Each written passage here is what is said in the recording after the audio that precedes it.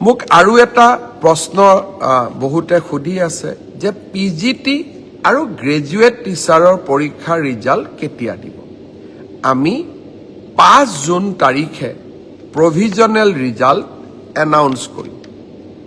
5 জুনত provisional list announce কৰাৰ পিছত আপোনালোকৰ ডকুমেণ্ট ভেৰিফিকেশ্যন হ'ব আৰু যিসকলৰ ডকুমেণ্টছ জেনুইন হ'ব তেওঁলোককে আমি চূড়ান্তভাৱে পৰীক্ষাত উত্তীৰ্ণ হোৱা বুলি ঘোষণা কৰিম।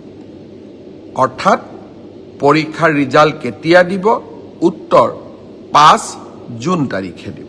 মোক আৰু এটা প্ৰশ্ন বহুতে সুধি আছে যে পিজিটি আৰু গ্ৰেজুৱেট টিচাৰৰ পৰীক্ষাৰ ৰিজাল্ট কেতিয়া দিব। আমি 5 জুন তাৰিখে প্ৰভিজনেল ৰিজাল্ট এনাউন্স কৰিম।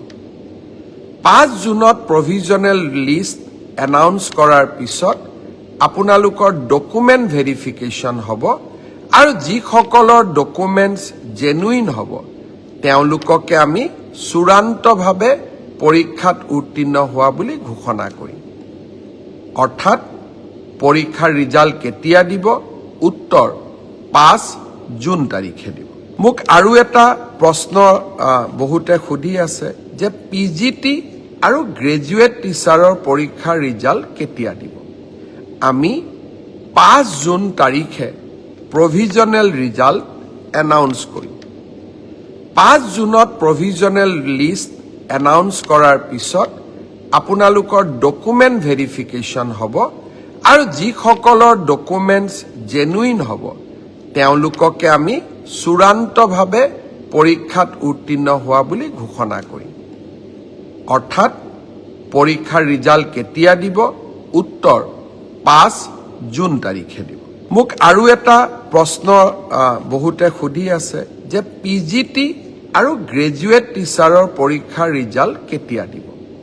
আমি 5 জুন তাৰিখে প্ৰভিজনেল ৰিজাল্ট এনাউন্স কৰিম। 5 জুনত প্ৰভিজনেল লিষ্ট এনাউন্স কৰাৰ পিছত আপোনালোকৰ ডকুমেণ্ট ভেৰিফিকেশ্যন হ'ব আৰু যিসকলৰ ডকুমেণ্টছ জেনুইন হ'ব তেওঁলোককে আমি চূড়ান্তভাৱে পৰীক্ষাত উত্তীৰ্ণ হোৱা বুলি ঘোষণা কৰিম। অৰ্থাৎ পৰীক্ষাৰ ৰিজাল্ট কেতিয়া দিব? উত্তৰ 5 জুন তাৰিখে দিব। মোক আৰু এটা প্ৰশ্ন বহুতে সুধি আছে যে পিজিটি আৰু গ্ৰেজুৱেট টিচাৰৰ পৰীক্ষাৰ ৰিজাল্ট কেতিয়া দিব। আমি 5 জুন তাৰিখে প্ৰভিজনেল ৰিজাল্ট এনাউন্স কৰিম।